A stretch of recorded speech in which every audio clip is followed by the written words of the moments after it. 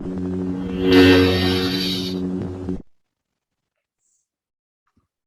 this is Alicia with Performentor, and we're going to have a conversation with Ron Harding today.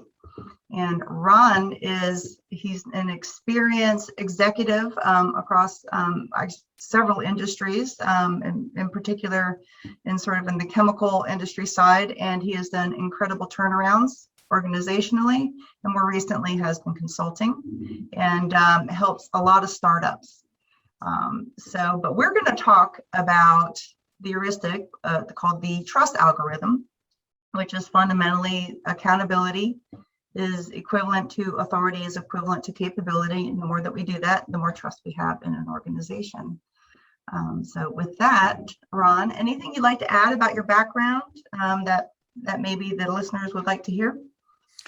Well, I've been retired about 10 years, but I decided to turn that retirement into sort of a mentoring of startups for the most part, but also an occasional coaching of a larger company, let's say, that maybe has a lot of dysfunction and or issues with its strategy.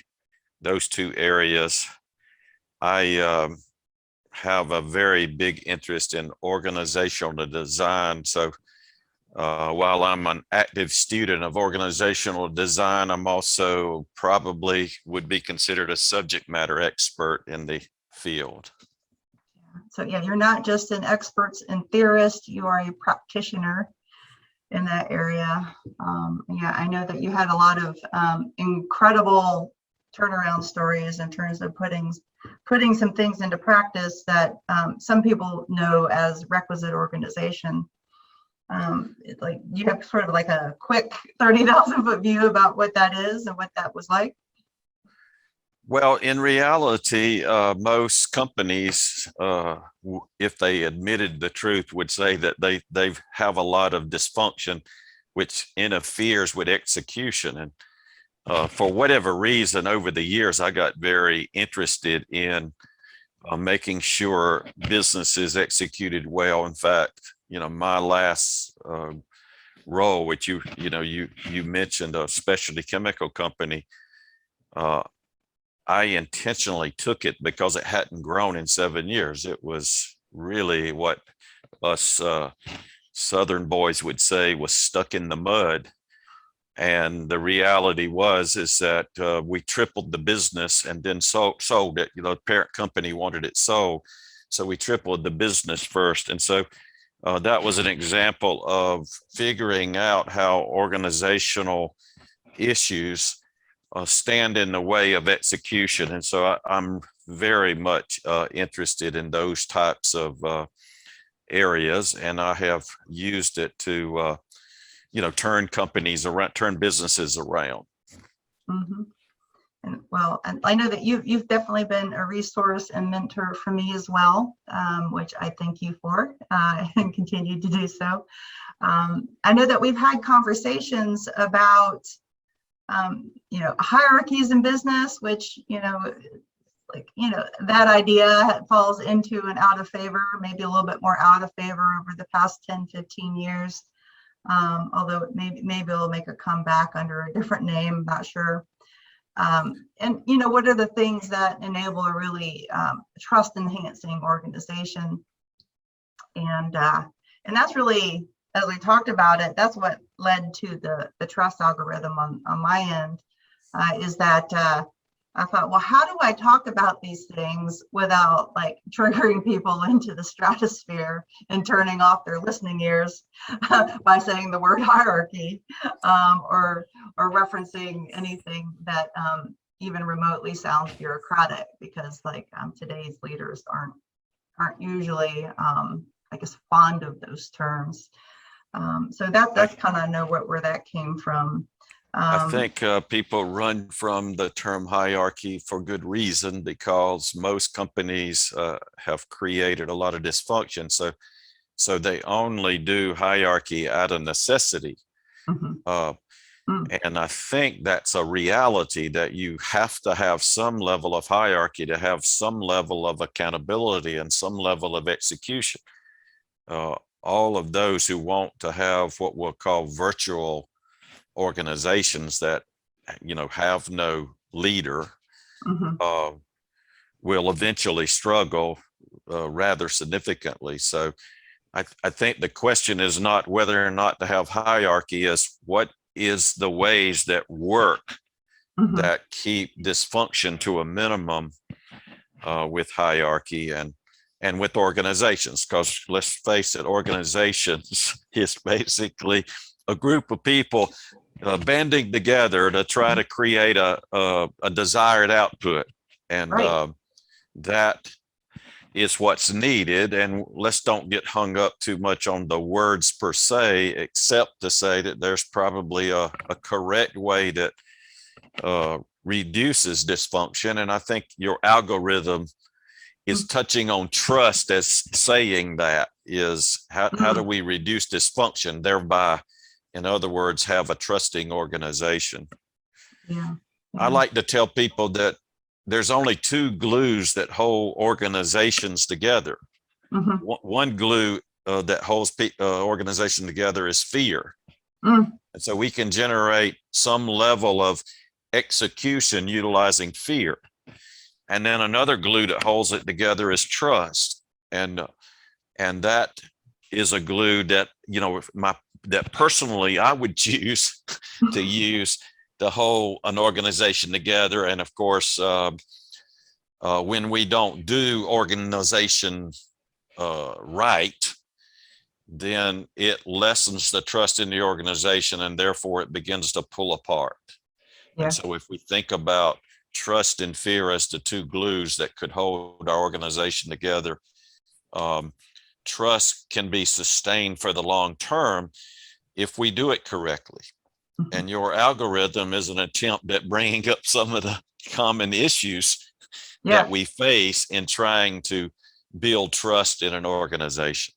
Yeah. And I guess back to the kind of the hierarchy thing, to connect what you said about the glues being fear and trust.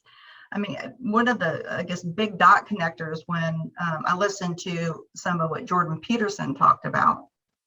I don't know if you've listened to much of his work, but he comes from more of a, I guess, biological, psychological, kind of a background. And and he talks about the distinction between hierarchies of competence and hierarchies of power.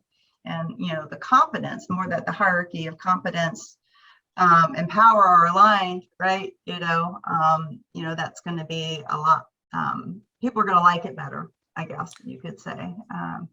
And that distinction was really helpful for me. And I think that you're pointing out, the two different kinds of glue really points to the same kind of dyad.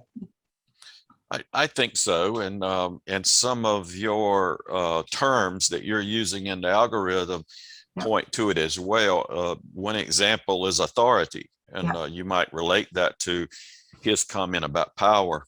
Mm-hmm. And from my experience, there are certain minimum level of authorities that people have to have in order to do their job. Yeah. Certainly a manager in a hierarchical system has a minimum level of authority, or they're not really an accountable manager if they don't have any authority over the folks that report directly to them. And so that's just one example of there's a minimum level of authority. But I would also like to point out that authority can be abused. Mm-hmm. And so we need to recognize that in, shall we say, establishing the rules of our organization, that managers should be given the minimum level of authority, the lowest level of authority that works. And so there's certainly a lot more to be explained about all of that in terms of what is the authorities that need to be given. But the reality is, my experience is that everybody wants maximum authority. For example, if I'm working in one department and another department I have to work with in order to get something done, when I go ask them to do something, they're telling me all the reasons why they can't do it in many cases. Yeah. And so there has to be some worked out authority that says who can ask who or who can tell who what Mhm. to do. Mhm. And those things can be easily worked out. Most companies don't work it out that way, but they can be easily worked out. But what I would want to be able to do is to tell the other department to do whatever I need. Unfortunately, that means I'm going to abuse my authority. And so I need to have only the capability to explain to them what I need, and they need to, shall we say, be under the authority of their own manager that is expecting them to provide certain benefits, if you will, or services to me. And so that's an example of my desire is to have, shall we say, overabundance of power or authority, whereas in order to make the organization work appropriately, I should have just the minimum level, which in that case may be just to be able to ask the request, and then they would have the expectation from their higher management that they are there to service that request and that request is authorized.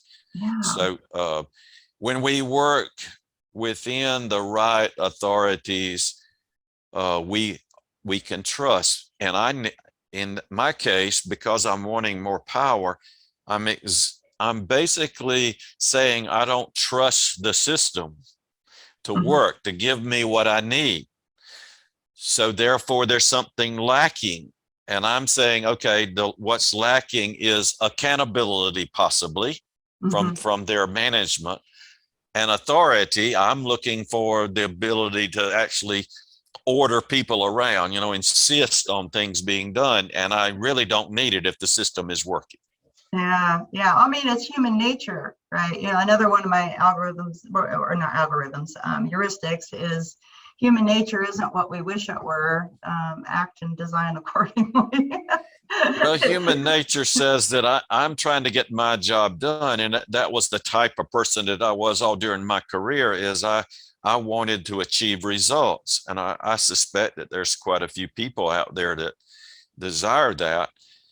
And it's, shall we say, inconvenient to have to work within the system in order to achieve results because I'm in some respects competitive with my Mhm. peers because let's just say I want to be promoted or I want to stand out as somebody who performs well.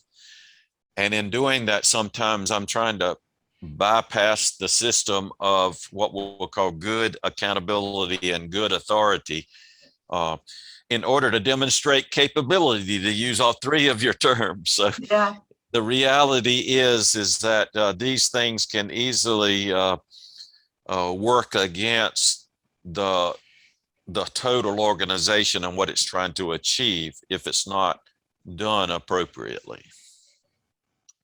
Yeah, yeah, I know that. I mean, it's perfectly rational. It's so easy to point fingers at, something went wrong organizationally, then it must be because it's the deliberate bad actors. And there might be some deliberate bad actors in there. There might be some sociopaths or whatnot.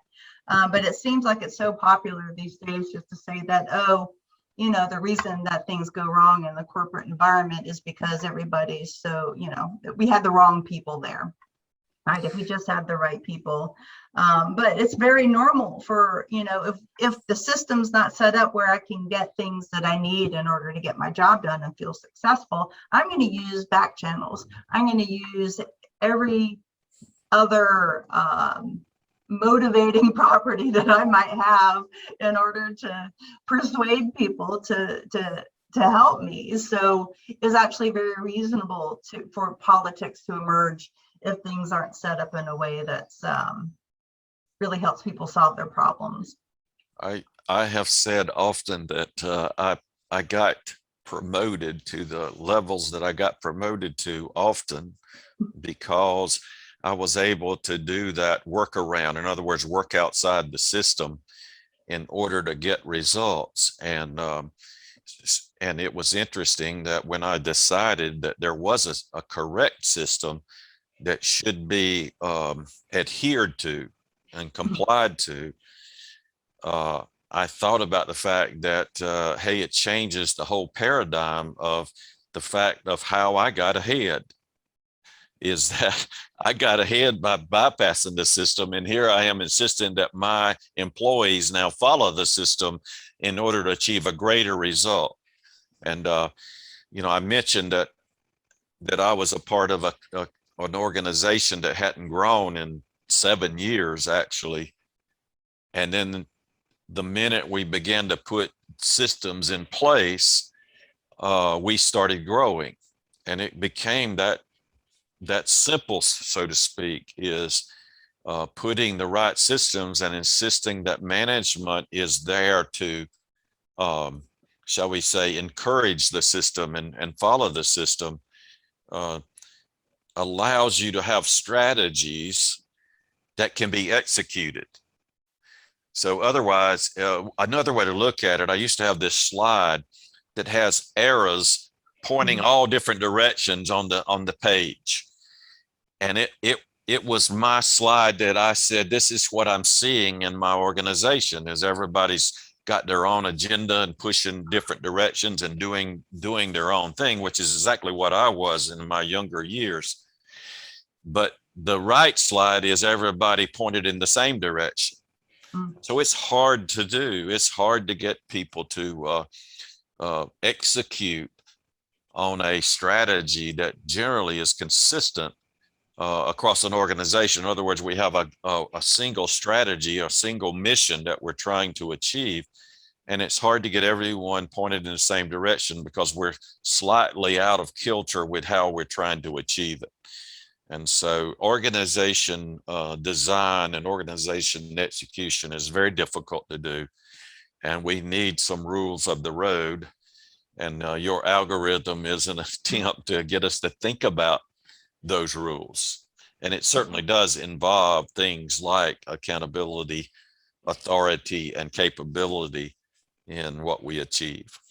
Yeah. So, I mean, if you're working around the system, I mean, that might be a function of you having the capability to do that. And, I know that a lot of people are reticent to, put systems in place that might constrain them or might constrain others when they themselves, especially those entrepreneurs, don't want to be constrained, right? That's the last thing that they want. How did you do? Because I mean, that's not just a logical decision. That's a little bit like emotional, like, Right. like fear probably enters into the Well, equation. it's true. And so let's just imagine that I'm a manager and I have an employee who is, shall we say, very capable. And your question was, how do we put in a system? How do we have that employee follow the right system? Well, part of the ideas that we can, the way that we can think about it is we're creating boundaries. The boundaries are there, and we want those boundaries to be as wide as possible. That allows that employee to use their creativity to find a pathway to the result. To solve whatever problems get in their way, they're able to do that. And oftentimes we don't recognize the boundaries. We try to tell our employees how and what to do. I think it's important that we tell them what not to do. And so we should define the work as much as what not to do, how to stay within the boundaries. And be intentional about keeping the boundaries wide so that we're capturing our creativity across the organization. And so that's my way of approaching it, is to try to keep the boundaries as wide as possible to encourage creativity. In other words, people are going to make mistakes, for example. But whether or not those mistakes are crushing blows to the organization depends on what boundaries you put up. And so again, the focus should be on the boundaries, and the manager is accountable for setting those boundaries and accountable for setting them wide if you want to be a creative and productive organization. Yeah. Actually, that really reminds me of the process that I've gone through as started to codify different roles. Even though I've got a bunch of consultants, they're different. Things are settling into different types of roles. So for example, with a particular client, we'll have a first chair and a second chair.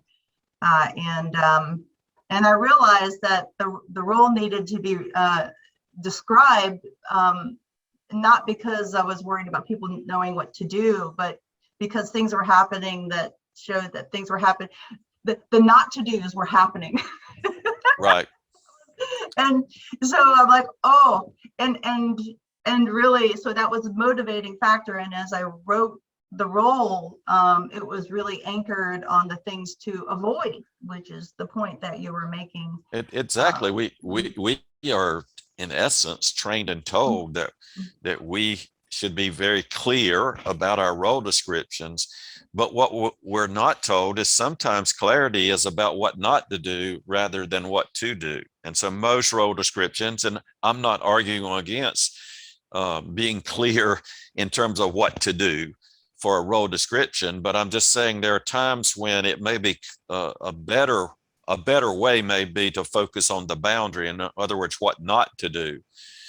And that gives people a little bit more clarity about what we'll call the willingness to be creative, the willingness to be able to try things.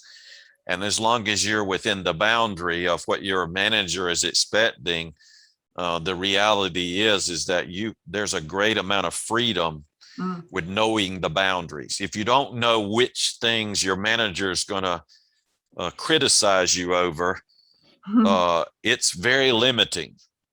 And so while most people who criticize hierarchy fail to understand this, real issue is hierarchy is about established boundaries that allow you the freedom to be creative within a context.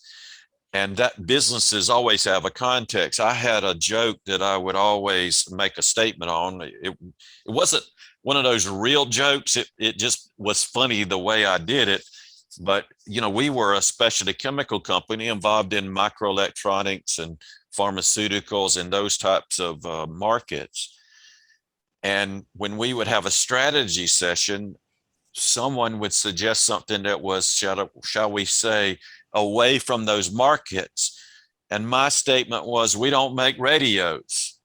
And so everybody would get a chuckle out of that statement, because I'm basically saying we need to make sure that we're staying with our mission and not drift off somewhere else. So the boundaries are necessary, but the wider the boundaries and the more realistic the boundaries, the reality is that it allows creativity to happen within a hierarchical system, and therefore the hierarchical system becomes empowering rather than limiting. Yeah, just the right amount. This is what I tell clients: just the right amount of process and systems, not too much. Just the right amount is actually very freeing. Right. And most companies, because, I'm going to make a statement that's very anecdotal. I don't have any real facts, but I'm going to say 95% of all businesses are dysfunctional, have a large amount of dysfunction in them. Because of that dysfunction, they create new rules, they tighten down the boundaries, and they create even departments to watch the other departments. I had a situation in my chemical company that, let me stop this. I had a situation in my chemical company that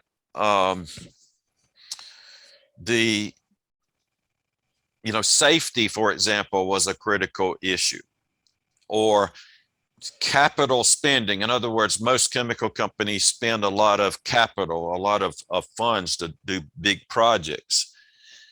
The way my company wanted to fix that, my parent company, in terms of not overspending, was they basically told the accounting department to decide whether or not we were going to do projects. Now, here's an accounting person that can't even spell my business, never heard of my customers, making decisions whether or not my project should go forward or not based upon a budget rather than based upon what we'll call business logic.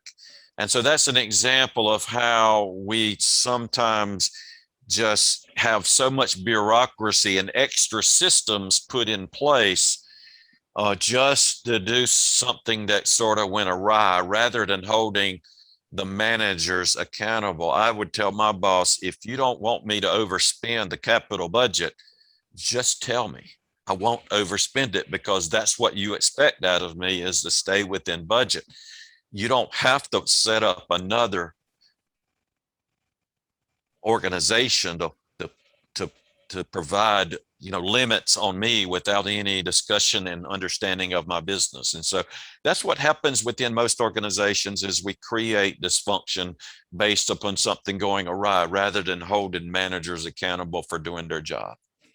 Yeah, in that case, looking at the trust algorithm, or using that as sort of a diagnostic tool, is that, oh, it looks like that we gave some decision authority to somebody who actually doesn't have accountability for the outcomes. And in all likelihood doesn't have the capability in terms of training, in terms of strategic, sight, to and other things, making decisions about something. And so that's going to introduce a real bias into the decision making that maybe isn't truly advantageous. Which one thing I wanted to talk about was one of the things that's interesting to me about the trust algorithm is when things get out of sync, in terms of, like, in this case, when authority to make decisions outstrips the accountability, or the other way around, it results in dysfunction that you can actually predict, which is why I call it an algorithm. Mathematicians may not agree with me there, but there it is. So I guess, I'd be interested to hear from you, maybe some examples where, if A exceeds B, you get this sort of thing, and here's how it looked in some of my experiences. Well, of course, that was one example that I've just mentioned about, like, sometimes spending is controlled by the financial side of an organization and not by the business people lining up, and holding the line managers accountable. The same thing can happen in HR type work, which I know you're involved in oftentimes. And, a manager, again, doesn't hold their direct report accountable and rather goes to HR to try to get HR to fix them. Mm-hmm. And so HR is trying to, have, I call them kumbaya moments, where they are trying to, do charm school. In other words, try to fix a personality when it's not a personality issue. It is simply a situation where the manager is not being clear about the role or not holding somebody accountable. And so somebody else is being asked to come fix the issue because the manager's not doing their job with accountability as the reality there. So there's example after example after example. For example, a manager just has to have certain minimum levels of authority. If I'm going to have somebody reporting to me and a manager is accountable for that person's results, so I'm going to be held accountable for how my team is working, then I have to have at least the authority to hire the right person, the person that fits on my team within certain rules, because we know that biases exist. So we're not talking about that type of way to hire, but and HR may bring 10 candidates and we pick one out of those 10. That's the way the systems are supposed to work. But we have the ultimate authority to hire the right person. I don't need the CEO of the company coming and telling me that his son's a good guy and I ought to hire him. If I don't think his son is the right person for the role. So those types of things happen in companies too often. Another minimum authority that I need is to be able to assign tasks. And so I'm the manager, so I'm the one who assigns tasks, not my boss coming down and asking one of my direct reports what to do. Then, and I don't know about it. The reality is, how can I be held accountable for work that's being done that I don't even know about? So that's an example of an assigned task coming from somewhere else that would relieve somebody of their accountability. And then the review, reward, recognize my employees should be my responsibility, because I'm the one holding them accountable. So I want to be the one that shows them appreciation. And so that's another minimum authority that I should have, is the one who's recommending the right rewards for my people. And then if somebody is clearly not working out for me, I need to be able to initiate removal within the system that normally exists within most organizations to prevent biases and legal issues and those types of things. So those 4 minimum levels of authorities, of authorities, are necessary in order for me to be accountable for just the people that work for me. Yeah. Those are all areas that, if you're not careful as an HR professional, you'll get pulled into owning, because sometimes those things are hard, and they want to just kind of throw it over there. And what I say is, look, I said that the human resources, the actual, like, the HR, the doing of HR really belongs to operational managers, people who have teams that are, because they're the ones that are accountable for the outputs of that team. It's not HR. You are so right. HR is a steward of some processes that help us to remain fair and give good treatment. They're the steward of the process. The owner of the accountability and the authority is in the manager. And so sometimes managers abdicate their accountability and or authority to HR, and the reality is that creates dysfunction within the organization. And so these things are often not taught in management schools. They're not taught even in the training programs that so many companies have.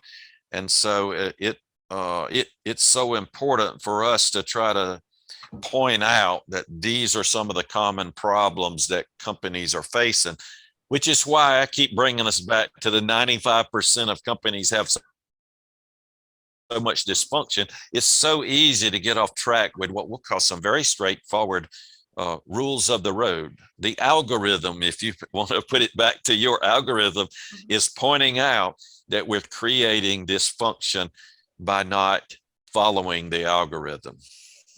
So I like to remind folks, like, the role of HR is not to do things, not to be the police, not to be the in-between. Our role is to make it as easy as possible for these operational leaders to do it well and safely, I guess, with their proper amount of risk for the organization, whatever that might be. And that's right. And to have a strategy. Yes, and have a strategy for developing people for their next role, so that the talent of the organization is going to come forth. So HR has a very, very important role, but it's not to do management for managers. Right. It's an enabling and it's an unleashing role. And one thing I like about the fact that we work with a client, and we work hard to feel like we're part of the team, but at the same time, we're not fully part of the team. And I think that that's helpful, because that helps remind my team that because it gets very easy to get pulled into, just handle this for me, when it's not the thing that should be done. I remember back when I actually was working in a corporate setting, and one of my team members, I was asking her temporarily, because we had a situation in senior leadership. This happens a lot when there's a lot of fast growth.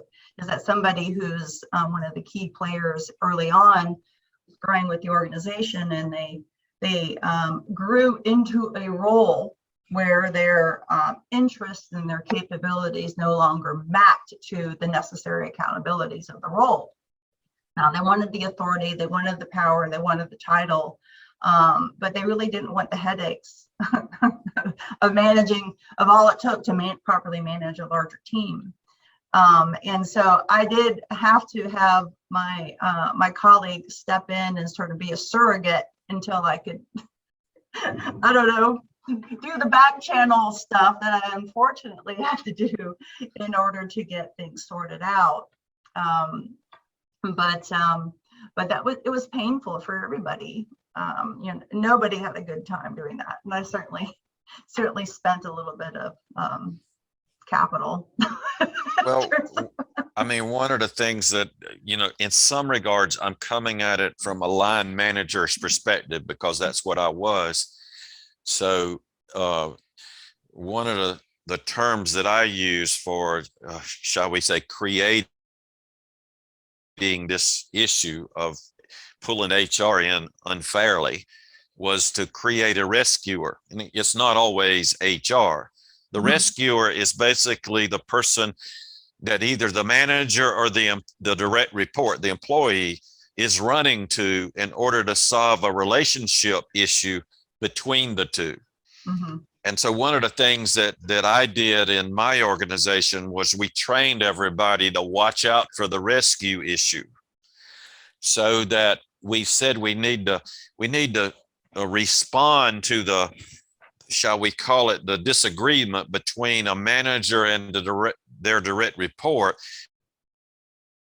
And that needed to be dealt with face to face and not through a rescuer. And so that was our sort of term that we used to point out that this issue was a real issue and needed to be dealt with. Is anytime there was a rescuer involved, we knew we probably had a problem that either the manager or the direct report was trying to go around each other, or the manager, in the manager's case, not holding the direct report accountable, and in the direct report's case, trying to do something around their manager. So either way, it's a problem. If a manager is being unfair, then the manager's manager is accountable for recognizing that unfairness and fixing it. Mm-hmm. So we don't need a rescuer. We just need the manager's manager to do their job. And so all of those things can create, you know, if we're not trying to get around the system, which is, that's an example again of getting around the system, we're going to demand that our system work and be effective and that we do it right. And that we follow it. Yeah, I mean, that exact dynamic. You know, I've got a client who's, you know, the CEO and sort of mid-level managers and an HR professional. And it's so tempting for her to want to rescue, whereas there's this, you know, like reminder that, you know, it's not her accountability to manage the team. It's her accountability to reflect the feedback so that the manager can take proper steps and, you know, and keep their boss informed, you know, so that he is aware of how things are going so he can do his job. And you know, and it's hard for some people, you know, but remembering and being constantly reminded that look, accountability of the manager isn't the performance of their team. That's their decision to make. It's not HR's decision. It's not the CEO's decision. Sometimes I have to remind the CEO that too. Right. So upper management has to recognize that every manager needs to be doing their role. And so if you're having to go down to fix a problem below your direct report, then there's something wrong with your direct report. In fact, there's something wrong with you because you're bypassing your own system that you put into place. You put the hierarchy into place and the rules of the hierarchy. And if you're having to bypass things, then the reality is you need to focus on the system and fixing the system rather than the people. And most of us always focus on fixing the people rather than recognizing that the system is somehow being misaligned or interfering with issues, and or we're not using it correctly. But any of those reasonings is creating dysfunction, and the more dysfunction that we have, the less execution on our strategies we're going to achieve. Yep. You get more entropy. Which you have a lot of those statements in your document. So I'm sure that you're going to have some very interesting discussions as you go forward with some of these podcasts. Yeah. Well, you and I could talk on this topic probably for hours, but Probably. I don't know if anyone wants to listen to it. Actually, probably is a misstatement. For sure, we could talk all day on these things. We could for sure, because I just thought of like 5 other directions we could thread this conversation. And then I thought, I think it's probably time though to wrap it up. Anything in particular that you'd like to point out or share before we close? Well, I think you hit on 3 issues. We didn't talk much on capability per se, but obviously capability is very important. And then authority and accountability, as I think you pointed out early, must equal each other. And we get those out of kilter sometimes just by the way we do things, and putting in extra bureaucracy sometimes creates that. And so I think people can settle in, calm down, don't try to fix so many things that you're creating additional bureaucracy, but recognize that maybe the system that you have needs some adjustment, needs some fixing, and instead of just adding additional layers of bureaucracy on the system. And in reality, your execution is going to go up, and people are going to be very pleased by just following the nature of the algorithm. That's right. That's right. Following the nature of the algorithm, which is founded on human nature and what is a business, but the the group efforts and the unleashing and the channeling of human energy towards some purpose that leads to economic outcomes. So anyhow, thank you so much for your time and expertise. You're welcome. All right. And so I'm going to try and stop the recording, but sometimes it delays.